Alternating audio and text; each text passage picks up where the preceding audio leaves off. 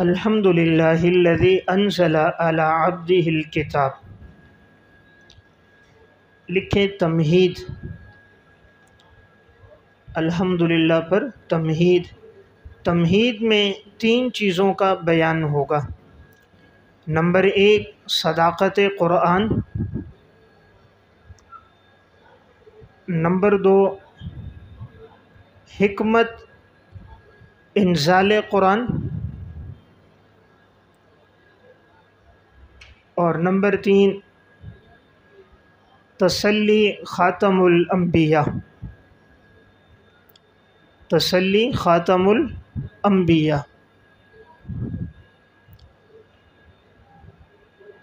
تو الحمدللہ تمام تعریفیں اللہ کے لیے ہیں۔ لکھیں دعوی توحید، دعوی توحید۔ الذی انزل دلیل، تمام تعریفیں اللہ کے لیے ہیں۔ کیوں؟ اس لیے کہ اللہ وہ ہے انزل علی عبدہ الکتاب، جس نے نازل کیا اپنے بندے پر کتاب کو، جس نے نازل کیا اپنے بندے پر کتاب کو۔ کتاب کے نیچے صداقت قرآن، صداقت قرآن۔ وَلَمْ يَجْعَلْ لَهُ عِوَجًا، اور نہیں ہے اس میں کوئی کھجی۔ عوجا کھجی، ٹیڑھا پن۔ قرآن کریم میں کوئی کھجی اور ٹیڑھا پن نہیں ہے۔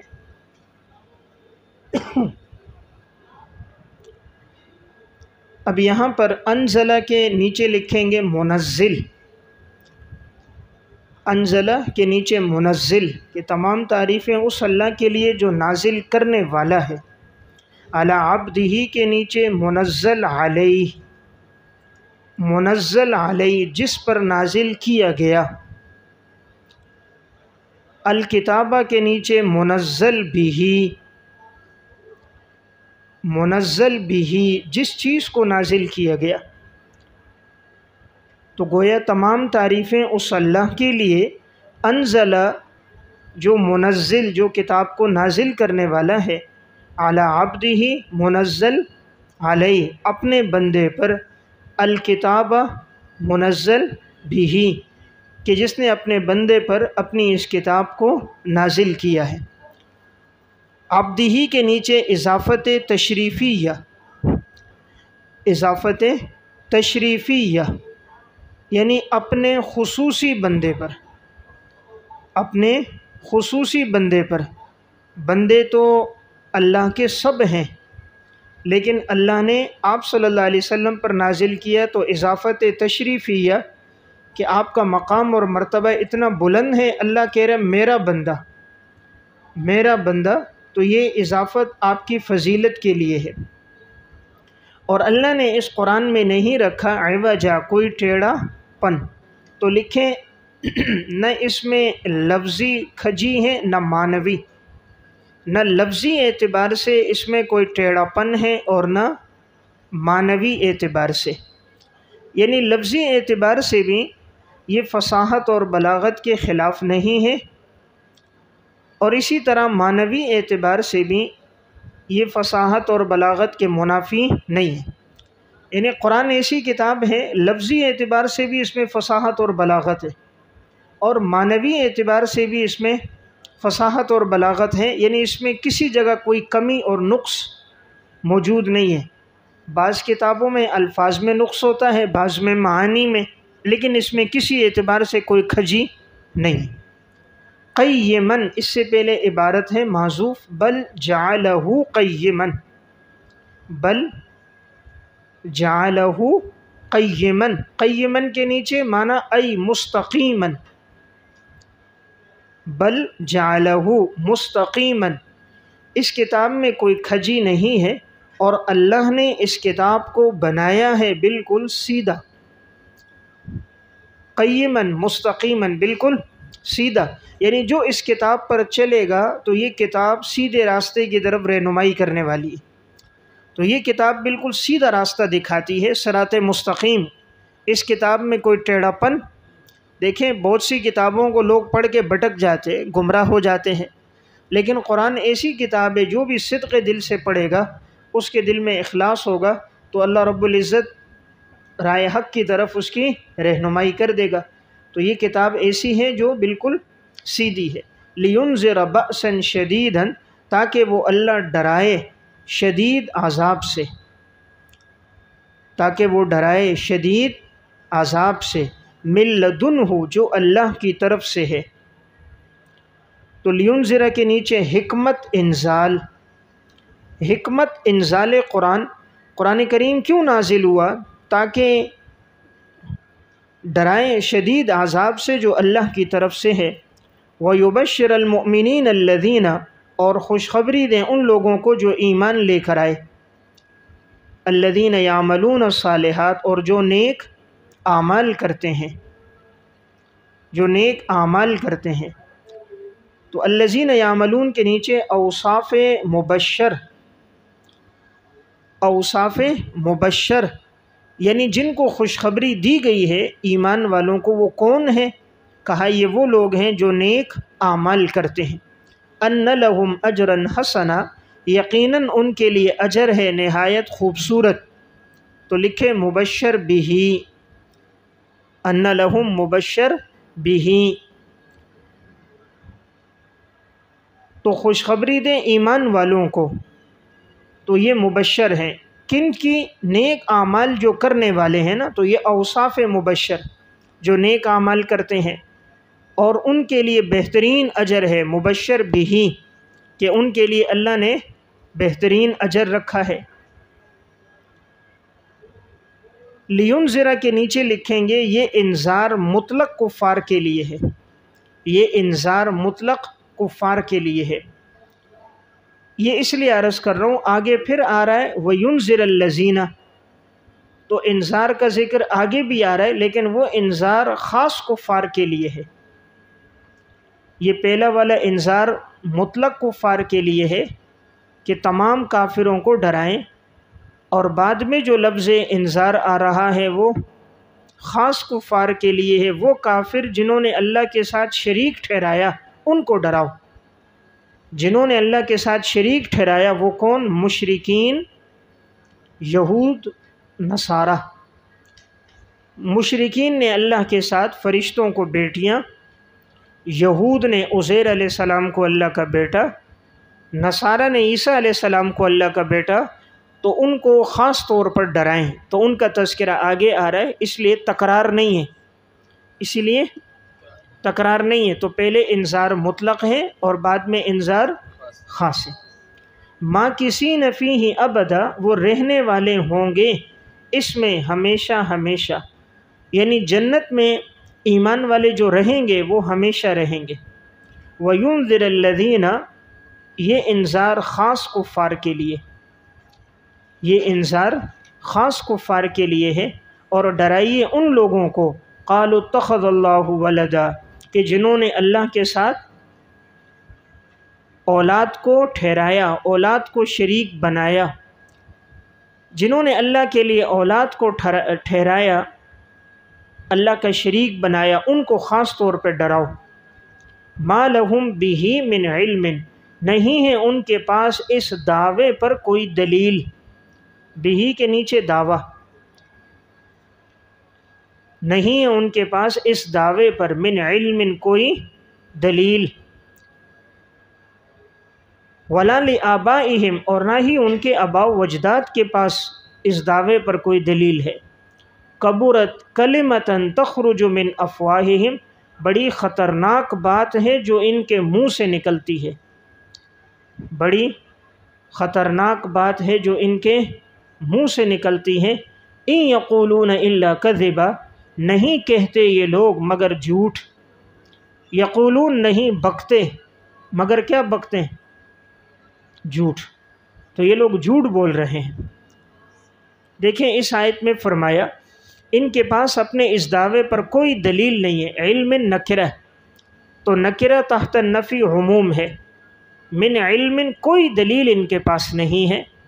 تو صرف ان کے پاس نہیں، ان کے آباء و اجداد کے پاس بھی کوئی دلیل اس پر نہیں۔ یہ ایسی بات اپنے منہ سے نکال رہے ہیں جس پر ان کے پاس کوئی واضح ثبوت نہیں ہے۔ یہ لوگ تو اللہ پہ جھوٹ بول رہے ہیں۔ کہ اللہ نے اپنے ساتھ شریک ٹھہرایا، اللہ نے اولاد اپنے لیے بنائی، یہ اللہ پہ جھوٹ بول رہے۔ فَلَعَلَّكَ بَاخِعٌ نَفْسَكَ عَلَىٰ آثَارِهِمْ تسلی خاتم الانبیاء، شاید کہ آپ ہلاک کر دینے والے ہیں اپنے نفس کو ان کے پیچھے۔ تو کیا آپ ہلاک کر دینے والے ہیں اپنے نفس کو ان کے پیچھے؟ ان لم یؤمنوا بہذا الحدیث، اگر وہ نہیں ایمان لائیں گے اس بات پر، نہیں ایمان لائیں گے اس بات پر۔ ھذا الحدیث کے نیچے بریکٹ میں قرآن، اگر وہ اس قرآن پر ایمان نہ لائیں تو کیا آپ اپنے آپ کو ہلاک کر دیں گے؟ اسفاً، غم کی وجہ سے، اسفاً غم کی وجہ سے، یہ مفعول لہو ہے، اسفاً مفعول لہو ہے، تو یہ ابہام کو دور کر رہا ہے اور ساتھ یہ وضاحت کر رہا ہے، جیسے ہوتا ہے نا ضربت زیدن تأدیباً، میں نے زید کو کیوں مارا؟ ادب سکھانے کے لیے۔ تو کیا آپ اپنے نفس کو ہلاک کر رہے ہیں غم کی وجہ سے؟ یعنی ان کفار کا اتنا غم اپنے دل میں نہ رکھیں کہ یہ لوگ ایمان نہیں لا رہے، نہیں لا رہے تو نہ لانے دو، تو آپ غم کی وجہ سے اپنے آپ کو ان کے پیچھے ہلاک نہ کرو۔ دیکھیں اوپر جو لفظ تھا نا کلمتن، وہ تمیز ہونے کی وجہ سے منسوب تھا، وہ تمیز ہونے کی وجہ سے منسوب تھا، اور اسفاً مفعول لہو ہونے کی وجہ سے منسوب ہے۔ اس آیت سے معلوم ہوا پیغمبر کے دل میں امت کے لیے بڑا درد ہوتا ہے، پیغمبر چاہتا ہے کوئی بھی جہنم میں نہ جائے، اللہ سب کو بچا لے، سب جنت میں چلے جائیں۔ تو آپ صرف مسلمانوں کے لیے نہیں، کفار کے لیے بھی کتنا غم ہے، اتنا غم ہے کہ اللہ آپ کو تسلی دے رہا ہے، اتنا غم ہے اللہ آپ کو تسلی دے رہا ہے کہ آپ اتنا غم نہ کرو، اتنے پریشان نہ ہو، نہیں ایمان لاتے نہ لائیں۔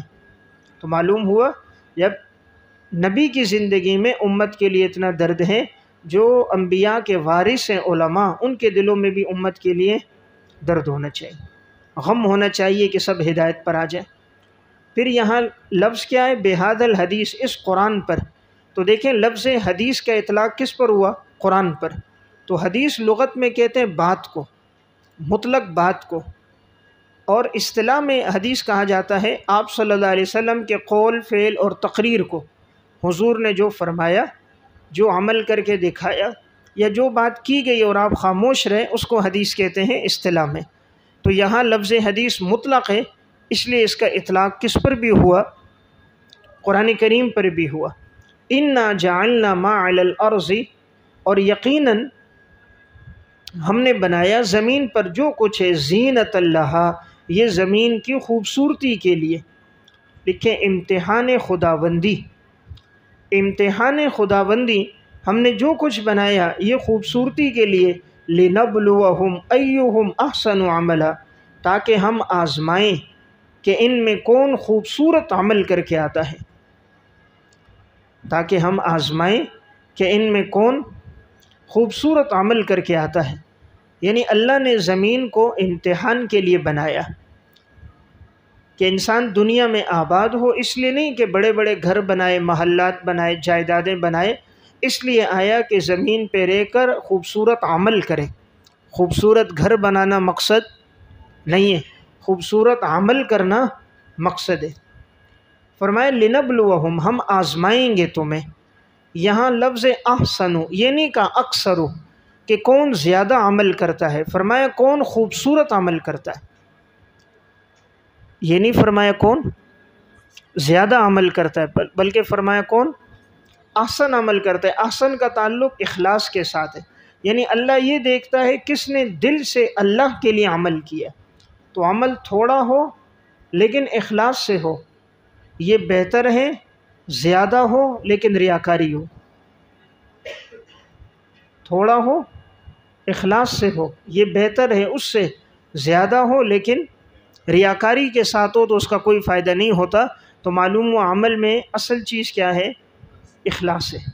وَإِنَّا لَجَاعِلُونَ، بے ثباتی دنیا، بے ثباتی دنیا یعنی دنیا ثابت نہیں رہتی، ہمیشہ نہیں رہتی، تو فانی دنیا۔ وَإِنَّا لَجَاعِلُونَ مَا عَلَيْهَا، اور یقیناً ہم بنانے والے ہیں جو کچھ اس زمین پر ہے. علیہا کی ضمیر عرض کی طرف ہے. جو کچھ اس زمین پر ہے سعیداً جرزا، صاف چٹیل میدان. ہم اسے بنانے والے ہیں صاف چٹیل میدان. یعنی ایک دن آئے گا ہم زمین کو اور جو کچھ زمین پر ہے ہم سب کو ختم کر دیں گے. جب قیامت کا دن ہوگا اللہ تعالیٰ زمین پر جو کچھ ہے سب کو ختم کر دے گا اور ساری زمین کو ایک ہموار میدان بنا دے گا. تو کوئی پہاڑ، کوئی درخت، کوئی عمارت اس پر باقی نہیں رہے گی. پھر اللہ سب کو اس محشر کے میدان میں جمع کرے گا. ام حسبت ان اصحاب الکہف والرقیم، کیا آپ نے خیال کیا کہ یقیناً غار والے اور تختی والے، کہف غار والے، والرقیم اور تختی والے، کانوا من آیاتنا عجبا، تھے وہ ہماری نشانیوں میں بڑے تعجب والے، عجیب نشانی والے تھے وہ ہماری نشانیوں میں بڑے عجیب نشانی والے، بڑے تعجب والے. یہاں سے آگے اللہ رب العزت اصحاب کہف کے واقعے کو بیان فرما رہے. مشرکین مکہ نے چند آدمیوں کو منتخب کر کے یہود کے پاس بھیجا کہ تم کوئی ایسی باتیں ہمیں بتاؤ کہ ہم اس پیغمبر سے پوچھیں اور یہ جواب نہ دے سکے تو اس طرح معاذ اللہ ہم اس کو رسوا کریں. تو انہوں نے کہا تم ان سے ان 3 باتوں کے بارے میں پوچھو. یہود کے علماء نے یہ 3 سوالات ان کو دیے. نمبر 1 روح کے بارے میں پوچھو، نمبر 2 اصحاب کہف کے بارے میں پوچھو، اور نمبر 3 ذوالقرنین کے بارے میں پوچھو. تو پھر آپ صلی اللہ علیہ وسلم پر وحی آئی اور آپ نے سب کے جوابات دیے. روح کا تذکرہ ماقبل صورت میں گزر گیا. یسألونک عن الروح قل الروح من امر ربی. اور دوسرا واقعہ اصحاب کہف کا، اس کا ذکر یہاں آ رہا ہے. اور تیسرا واقعہ ذوالقرنین کا، وہ آگے اسی صورت میں آگے آئے گا. تو اللہ رب العزت نے تینوں باتوں کو بیان کر دیا. جس بات کا سمجھنا تفصیل کے ساتھ مشکل تھا، جیسے روح کی حقیقت، اس کو اجمالاً بیان کیا. اور جن باتوں کا سمجھنا آسان تھا، قابل فہم تھا، اور جس میں بہت سے نصیحت کے پہلو تھے، اللہ نے اس کو تفصیل کے ساتھ بیان کر دیا. تو یہاں سے آگے اصحاب کہف کا واقعہ اور آگے ذوالقرنین کا واقعہ آئے گا. تو یہ آپ صلی اللہ علیہ وسلم کی نبوت کی واضح دلیل ہے کہ حضور پیغمبر ہیں. اب آپ تو امی تھے، پڑھے لکھے تو نہیں تھے، لیکن اتنی تفصیلی معلومات اور اتنی جزیات اور وضاحت کے ساتھ وہی بیان کر سکتا ہے جس پر وحی نازل ہو. بغیر وحی کے آدمی یہ تفصیلات بیان نہیں کر سکتا. لیکن آپ صلی اللہ علیہ وسلم نے جو بیان فرمایا، حدیث میں آتا ہے چند دن یہ وحی تاخیر سے آئی تھی. جب انہوں نے یہ 3 سوال کیے تو تقریباً 15 دن بیچ میں وحی نہیں آئی. تو یہ مشرکین شور کرنے لگے، خوش ہونے لگے، دیکھو ہم نے سوال کیے اور پیغمبر ہمارے سوالوں کا جواب نہ دے سکا. تو انہوں نے اس بات کو اپنے لیے ایک دلیل بنا دیا. اب 15 دن کے بعد جب وحی آئی تو اصل بات تھی وحی میں تاخیر اس لیے ہوئی تھی کہ آپ صلی اللہ علیہ وسلم لفظ انشاءاللہ کہنا بھول گئے تھے. آپ نے کہا تھا میں تمہیں کل بتا دوں گا، یہ نہیں کہا کہ اگر اللہ نے چاہا تو میں کل بتاؤں گا. تو پھر قرآن کریم کی یہ آیت نازل ہوئی اور پھر آپ کو تفصیلات بتائی گئی. وَلَا تَقُولَنَّ لِشَيْءٍ إِنِّي فَاعِلٌ ذَلِكَ غَدًا. آپ مت کہو کسی چیز کے بارے میں کہ یقیناً میں کرنے والا ہوں آئندہ کل، مگر کیا کہو الا ان یشاء اللہ، مگر یہ کہو اگر اللہ نے چاہا.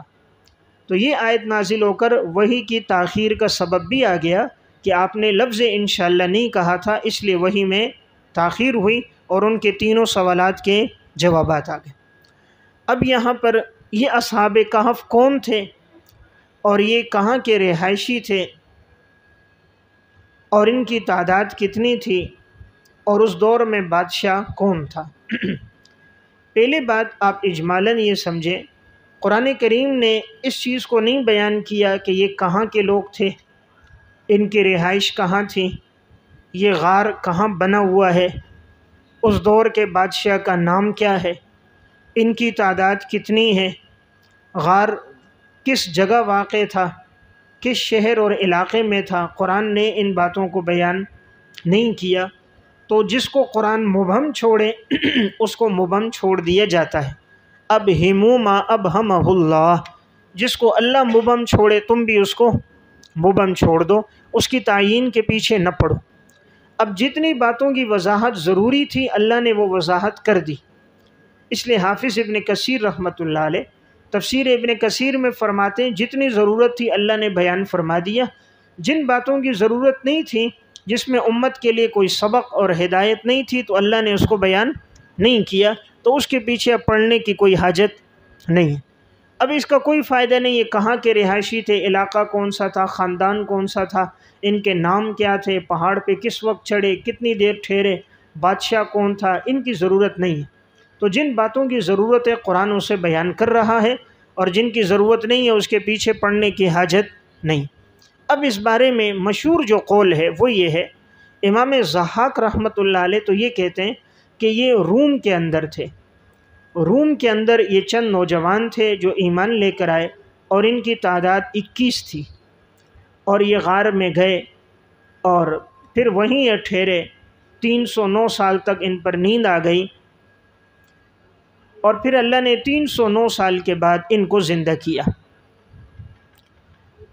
دوسرا یہ ہے کہ امام ابن عطیہ اندلسی رحمۃ اللہ علیہ، ان کی تفسیر ہے المحرر الوجیز، المحرر الوجیز فی تفسیر الکتاب العزیز۔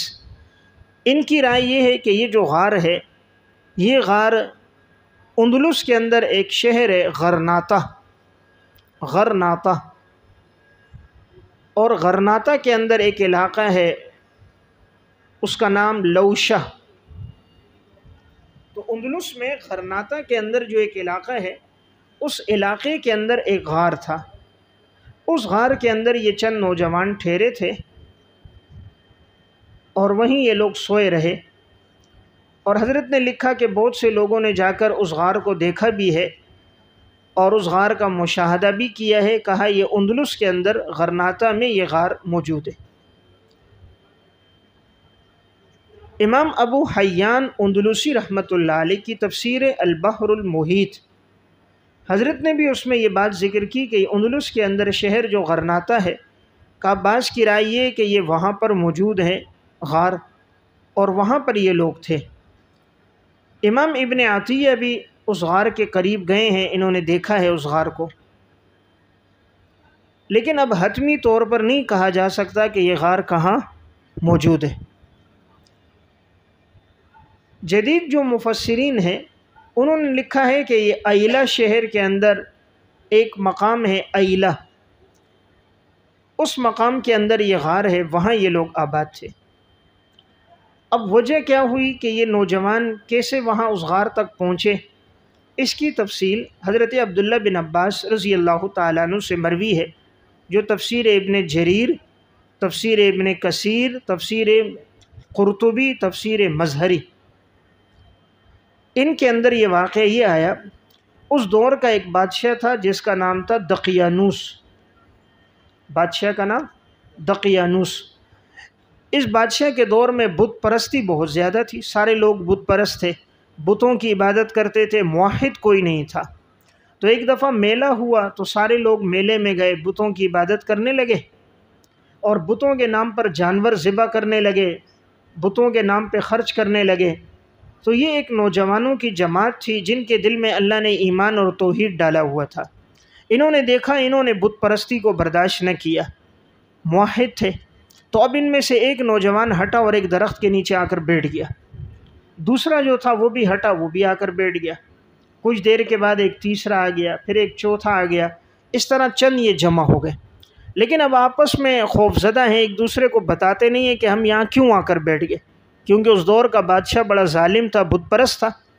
تو اب جب بیٹھے تو آخر کافی دیر گزری، ایک نے کہا بھائی کیوں یہاں سے ادھر آ گئے؟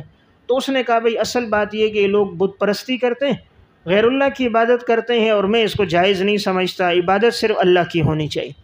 دوسرے نے کہا میں بھی یہ کہتا ہوں کہ یہ ناجائز ہے۔ تیسرے نے بھی کہا۔ جب سب نے اپنی آراء دیں تو پتہ چل گیا کہ سب موحد ہیں، سب کے دل میں ایمان موجود ہے۔ اب ان نوجوانوں نے کہا کہ ہم کیوں نہ بادشاہ کو جا کر دعوت دیں، ہو سکتا ہے کہ وہ ایمان لے آئے۔ اب یہ نوجوانوں کی جماعت بادشاہ کے پاس گئی، تو اب بادشاہ چونکہ بڑا ظالم تھا، بت پرست تھا، انہوں نے جا کر اسے دعوت دی، تو اب ان کو ایمان پر بڑی استقامت ہو گئی۔ جب ایمان دل میں آ جاتا ہے پھر انسان کسی سے خوف نہیں کھاتا، پھر اس کو دولت، پیسہ، ڈر اور جائیداد کوئی چیز اس کے راستے میں رکاوٹ نہیں بنتی۔ یہ لوگ بادشاہ کے پاس گئے اور انہوں نے جا کر بادشاہ کو دعوت دی۔ آگے بات آئے گی وَرَبَطْنَا عَلَىٰ قُلُوبِهِمْ، ہم نے ان کے دلوں کو مضبوط باندھ دیا۔ اذ قاموا، جب یہ کھڑے ہوئے اور بادشاہ کے پاس آئے اور کہا فقالوا ربنا رب السماوات والارض، ہمارا رب وہ ہے جو آسمانوں اور زمینوں کا رب ہے، لن ندعو من دونه الہا، ہرگز ہم نہیں پکاریں گے اللہ کے علاوہ کسی اور معبود کو، لقد قلنا اذا شططا، اور اگر ہم نے پکارا اللہ کے علاوہ کسی اور کو تو یہ باتیں تو بڑی بے تکی اور نا انصافی والی باتیں ہوں گی اگر ہم کسی اور کو پکارے۔ ہؤلاء قوم اتخذوا من دون آلہہ، یہ ہماری قوم کے لوگ وہ ہیں جنہوں نے اللہ کے علاوہ اوروں کو معبود بنایا۔ لولا یأتون علیہم بسلطان بین، پھر یہ کیوں نہیں لے کر آتے کوئی واضح دلیل۔ فمن اظلم ممن افترى علی اللہ کذبا، اس سے بڑا ظالم کون ہوگا جو اللہ پر جھوٹ باندھے۔ اب انہوں نے جا کر جب یہ توحید کی دعوت بادشاہ کو دی، بادشاہ مخالف ہو گیا اور اس نے کہا اگر تم لوگ باز نہ آئے تو میں تم سب کو قتل کر دوں گا اور ایسی سزائیں دوں گا۔ اب یہ لوگ جیسے بادشاہ کے وہاں سے نکلے تو نوجوان تھے، آپس میں مشورہ کیا کیا کریں۔ پھر انہوں نے آپس میں رائے یہ کی کہ ہم کسی غار میں پناہ لیتے، کیونکہ اگر ہم اسی طرح رہے تو سارا ملک ہمارے مخالف، بادشاہ مخالف، یہ تو ہمیں قتل کر دے گا، تو ہم کسی غار میں پناہ لیتے ہیں، وہاں اللہ سے مدد طلب کرتے ہیں اور آہستہ آہستہ لوگوں کو دعوت دیتے رہیں گے، لوگ دین پر آئیں، ہماری ایک جماعت بن جائے، پھر ہم دینی کام کو آگے پھیلائیں۔ تو یہ لوگ پھر ایک غار کی طرف گئے اور آگے بات آ جائے گی، غار میں گئے، انہوں نے عبادت شروع کر دی۔ اب ان کی تعداد کتنی ہے قرآن کریم نے اس کو بیان نہیں کیا کہ یہ کتنی تعداد ہے، لیکن بظاہر جو معلوم ہوتا ہے وہ یہ کہ ان کی تعداد 7 تھی، 7 یہ تھے اور 8واں ان کا کتا تھا۔ اس پر واضح قرینہ یہ ہے، یہ رائے حضرت عبداللہ بن عباس اور عبداللہ ابن مسعود رضی اللہ تعالیٰ عنہ کی ہے کہ قرآن کریم نے جب اس بات کو بیان کیا کہ بعض لوگوں نے کہا کہ یہ 3 تھے، چوتھا کتا تھا، دیکھیں سیقولون ثلاثۃ رابعہم کلبہم، لوگ کہتے ہیں یہ 3 تھا اور چوتھا کتا تھا، ویقولون خمسۃ سادسہم کلبہم، بعض کہتے ہیں یہ 5 تھے اور چھٹا ان کا کتا تھا، رجمم بالغیب، یہ تو سب باتیں کہنا ہے بغیر دیکھے، اٹکل کی باتیں کرنی ہے، اپنی طرف سے باتیں کرنی ہے۔ قرآن نے اس کی تردید کی، لیکن جب آگے یہ ہوا وَيَقُولُونَ سَبْعَةٌ وَثَامِنُهُمْ كَلْبُهُمْ، یہ کل 7 تھے اور 8واں ان کا کتا تھا، قرآن نے اس کی تردید نہیں کی۔ 7 تھے اور 8واں کتا تھا، قرآن نے اس کی تردید نہیں کی۔ اس سے پتہ یہ چلتا ہے کہ ان کی تعداد 7 ہے۔ اب ان کے نام کیا ہیں قرآن کریم نے اور احادیث نے اسے بیان نہیں کیا، اور نام جاننے کی کوئی ضرورت بھی نہیں ہے۔ اصل چیز تو تھا ان کا موقف، ان کا مقصد اور عقیدہ، وہ بیان کر دیا، وہ توحید پر استقامت ہے، لہٰذا اسی پر انسان کو استقامت اختیار کرنی چاہیے۔ اب یہ لوگ جب غار میں گئے تو اللہ تعالیٰ نے اس غار کو ایسا بنایا تھا، آگے بات آئے گی، یہ غار میں جب سورج طلوع ہوتا تھا تو اب سورج کی روشنی ڈائریکٹ ان کے اوپر پڑتی نہیں تھی، تاکہ سورج کی گرمی سے ایسا نہ ہو کہ ان کی نیند میں خلل آ جائے۔ تو سورج جب طلوع ہوتا تو یوں آگے آئے گا، کتراتا ہوا طلوع ہوتا، براہ راست سورج کی کرنیں ان پر نہیں پڑتی تھی۔ سورج جب غروب ہوتا تب بھی غار سے یوں تھوڑا سا ہٹ کر غروب ہو جاتا کہ اس کی براہ راست کرنیں ان پر نہیں پڑتی تھی۔ اور اللہ نے ان کو جو غار میں سلایا تھا وہ 309 سال تک، 309 سال، وَلَبِثُوا فِي كَهْفِهِمْ 300 سِنِينَ وَازْدَادُوا 9، یہ لوگ ٹھہرے تھے غار میں 300 سال اور اس پر اضافہ کرو 9 سال، تو 309 سال، 309 سال ٹھہرے ہیں اور ان پر موت نہیں آئی، 309 سال تک زندہ رہے۔ تو دیکھیں یہ اللہ تعالیٰ کی قدرت کی واضح دلیل، جب اللہ 309 سال کے بعد ان کو اٹھا سکتا ہے اسی طرح موت کے بعد جب انسان کا جسم ریزہ ریزہ ہو جائے، اللہ موت کے بعد بھی انسان کو دوبارہ اٹھا سکتا ہے۔ یہ اللہ کی قدرت کی ایک بہت واضح دلیل ہے۔ دوسری بات یہ ثابت ہوئی کہ یہ چونکہ نیک لوگ تھے، یہ ان کی کرامت ہے۔ دیکھیں، نبی کے ہاتھ پر اگر کوئی چیز خرق عادت صادر ہو جائے، عادت کے برخلاف نبی کے ہاتھ پر ہو تو معجزہ ہوتا ہے، اور کسی اللہ والے کے ہاتھ پر صادر ہو تو کرامت ہوتی ہے۔ جیسے حضرت مریم کے لیے بغیر موسم کے پھل آ رہا تھا، کرامت ہے۔ سلیمان علیہ السلام کے وزیر آصف بن برخیہ جو تخت کو آنن فانن لے کر آئے پلک جھپکنے سے پہلے، یہ ان کی کرامت ہے۔ اسی طرح اصحاب کہف کا 309 سال سونا اللہ نے ان کو سلایا، یہ ان کی کرامت ہے۔ تو یہ 3 کرامتیں قرآن میں موجود ہیں۔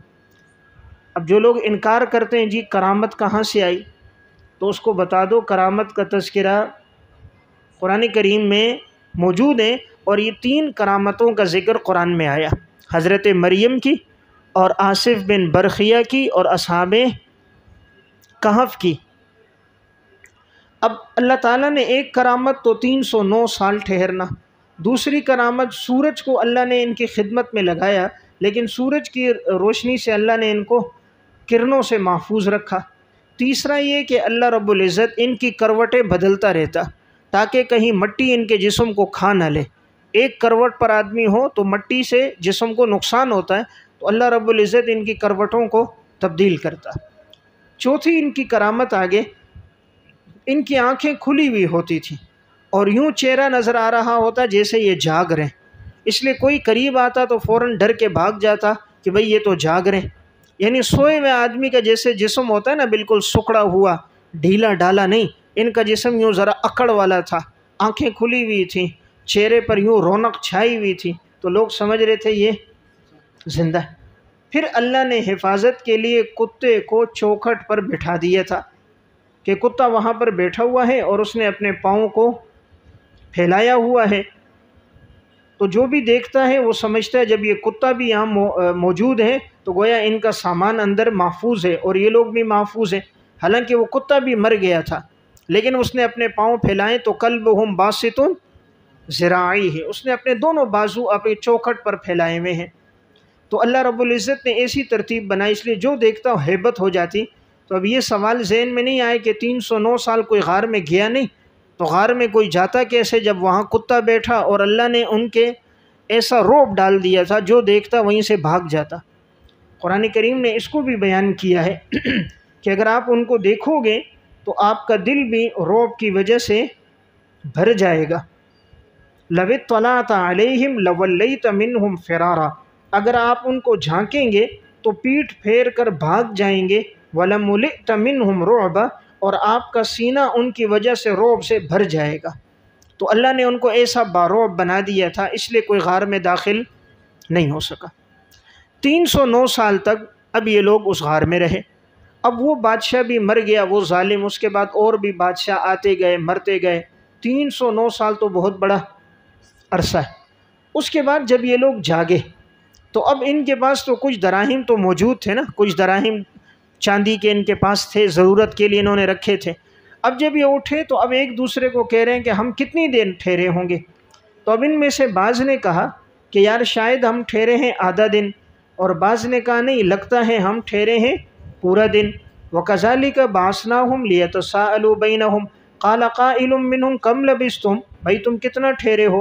قَالُوا لَبِثْنَا يَوْمًا أَوْ بَعْضَ يَوْمٍ، ہم ایک دن ٹھہرے ہیں یا بعض دن ٹھہرے۔ قَالُوا رَبُّكُمْ أَعْلَمُ بِمَا لَبِثْتُمْ، دوسروں نے کہا بھئی اللہ ہی جانتا ہے ہم کتنا ٹھہرے۔ یعنی بعض نے کہا کہ ایک دن، بعض نے کہا آدھا دن۔ تو چونکہ ایک دن اس طرح کے لوگ جب سوئے، مثلا صبح تھی تو اگلے دن آنکھ کھلی تو انہوں نے کہا ایک دن لگتا ہے، دوسروں نے کہا نہیں یار آدھا دن گزرا ہے۔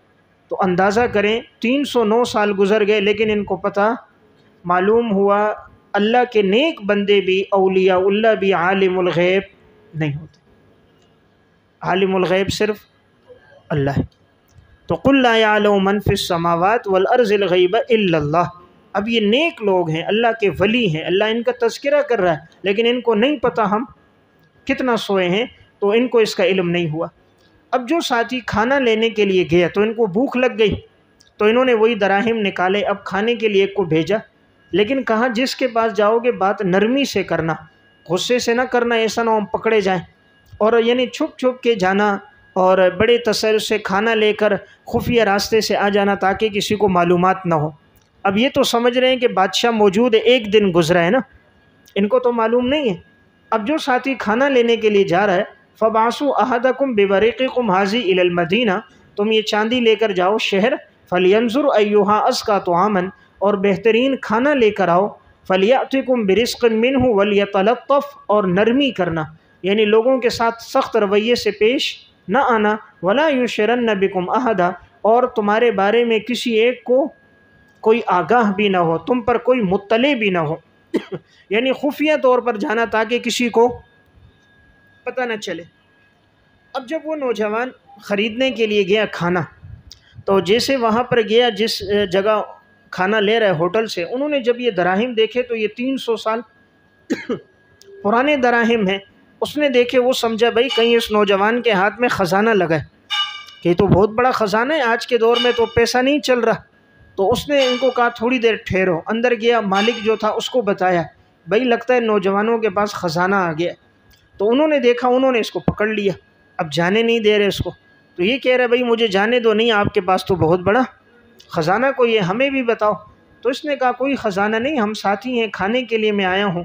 تو اب اس دور میں جو بادشاہ تھا وہ نیک صالح متقی تھا، 309 سال بعد اس وقت جو بادشاہ تھا وہ بڑا دیندار تھا، نیک صالح تھا۔ اس کے پاس جب لے کر گئے اور اس نے دیکھا، تو چونکہ پہلے والے بادشاہ نے یہ بات لکھوا لی تھی اپنی تختیوں پر اور ڈائریوں میں کہ اس طرح کے نوجوانوں کی جماعت نکلی ہے اور ان کا پتہ نہیں ہے وہ کہاں ہے، تو یعنی یہ بات چلی آ رہی تھی کہ اس طرح نوجوان نکلے تھے لیکن ان کا کوئی عطا پتہ نہیں ہے، تو جیسے آباء و اجداد سے ایک بات چلی آتی ہے، تو اب یہ چلی آ رہی تھی لیکن کسی کو پتہ نہیں تھا۔ تو اس بادشاہ نے بھی یہ سنا تھا کہ ایک جماعت تھی، تو اس کو جب پتہ چلا تو وہ بادشاہ آیا، تو اب وہ ان اپنے ساتھ کھانے وغیرہ تمام چیزیں لے کر یہاں غار تک وہ لوگ پہنچے اور غار میں ان کو کھانا وغیرہ دیا، انہوں نے کھایا۔ اب اللہ رب العزت نے ان کے ذریعے ان کو پیغام پہنچا دیا، لوگوں نے دیکھا، لوگوں میں بہت عبرت ہوئی کہ اللہ نے کیسے ان کی حفاظت کی اور آج تک یہ محفوظ رہے۔ تو اب اس کے بعد چند دنوں میں ان کا انتقال ہو گیا۔ جب ہوا تو اب پھر اختلاف ہوا کہ بھئی یہاں کیا بنائیں، تو بعض نے پھر کہا یہاں مسجد بنائیں گے اس کے قریب جہاں یہ غار والے تھے، اور بعض نے کہا نہیں کچھ اور بناتے ہیں۔ آخر پھر یہ ہوا غار کے قریب میں ایک مسجد بنا دی گئی تاکہ وہ ایک نشاندہی ہو اور لوگ آئیں تو عبادت کس کی کریں، اللہ کی عبادت کریں، وہاں آ کر کوئی اس کی طرف نہ چلے جائیں۔ اب یہ غار کہاں واقع ہے، جیسے میں نے عرض کر دیا، اس کے بارے میں کوئی یقینی بات نہیں کہی جا سکتی کہ یہ کہاں ہے۔ بہرحال تو یہ غار کہیں بھی ہے لیکن اللہ نے اس کا واقعہ بیان کر دیا اور اس میں ہمارے لیے عبرت کے پہلو سامنے آ گئے۔ یہ لوگ کس مذہب سے تعلق رکھتے تھے؟ راجح یہ ہے کہ یہ لوگ عیسیٰ علیہ السلام کے مذہب پر تھے، حضرت عیسیٰ علیہ السلام کی تعلیمات پر تھے یہ لوگ، اور یہ نوجوانوں کی جماعت انہوں نے اسی کی تعلیم دی۔ اب یہ جو ذہن میں آتا ہے کہ اگر یہ ان کے تھے پھر یہود نے ان کا نام کیوں بتایا کہ یہ سوال کرو، یہودی تو عیسائیوں کے خلاف ہیں؟ تو جواب یہ کہ یہودیوں کا مقصد صرف تھا کہ حضور کو پتہ نہیں ہوگا، حضور کو معاذ اللہ خاموش کرنے کے لیے، لاجواب کرنے کے لیے انہوں نے سوال پوچھا، باقی ان کے دلوں میں عیسائیوں کے لیے کوئی عظمت نہیں تھی، وہ تو یہ چاہ رہے تھے پیغمبر کو پتہ نہیں ہوگا، خاموش ہو جائے گا، یہودی یہ چاہ رہے تھے۔ لیکن یہ لوگ تھے کس مذہب کے؟ عیسائی مذہب سے یہ لوگ تعلق رکھتے تھے۔ تو خلاصہ گویا اس واقعے کا یہی ہوا، اللہ نے ان نوجوانوں کو 309 سال کے بعد جگایا اور پھر انہوں نے آگے آ کر دعوت دی اور پھر ان کا انتقال ہو گیا، اور اس واقعے کو ذکر کرنے کا مقصد ایمان پر استقامت ہے اور اللہ کی نصرت اور مدد ہے کہ اللہ نے کس طرح ان لوگوں کی مدد کی۔ تو اب دیکھیں، ام حسبت ان اصحاب الکہف، کیا خیال ہے آپ کا غار والوں کے بارے میں اور تختی والوں کے بارے میں کہ یہ تو ہیں تمہارے رب کی نشانیوں میں بڑی عجیب نشانیاں۔ اب یہاں سوال یہ کہ کہف اور رقیم یہ دونوں ایک ہی ہیں یا دونوں میں فرق ہے؟ مفسرین میں ایک رائے تو یہ ہے کہ یہ جو کہف ہے یہ تو غار کا نام ہے، اور غار کے نیچے جو وادی ہے وادی کا نام رقیم ہے۔ تو گویا ایک نام غار کا ہے اور ایک اس وادی کا نام ہے، اس اعتبار سے یہ دونوں الگ الگ ہوں گے۔ دوسرا قول جو راجح ہے وہ یہ ہے کہ کہف تو غار کا نام ہے، رقیم تختی کو کہتے ہیں جس پہ ان کے نام لکھے ہوئے تھے، تو تختی پر ان کے نام لکھے ہوئے ہیں اور وہ تختی اس جگہ پہ لگی ہوئی تھی ان کے انتقال کے بعد ان کی قبروں پر، اور اسی طرح اس غار کے باہر وہ تختی تھی جس پر ان کے نام اور وہ تذکرہ تھا، تو اس اعتبار سے اس کو رقیم کہا۔ تیسرا قول یہ کہ نہیں، یہ اسی پہاڑ کا نام ہے، جس پہاڑ پہ غار تھا اس کا نام کیا ہے؟ رقیم ہے۔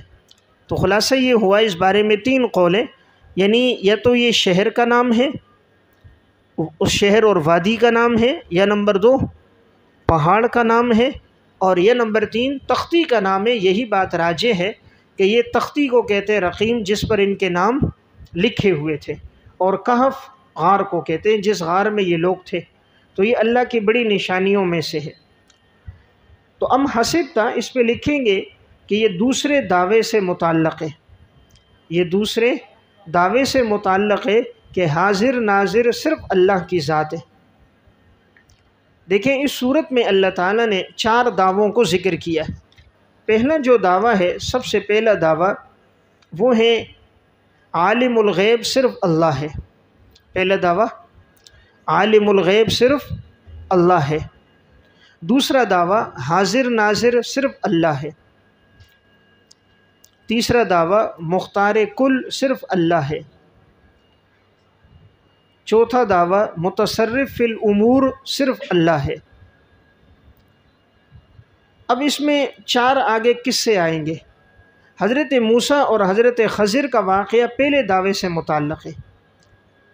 حضرت موسیٰ اور حضرت خضر کا واقعہ پہلا دعویٰ، اور پہلا دعویٰ کیا ہے؟ عالم الغیب صرف اللہ ہے۔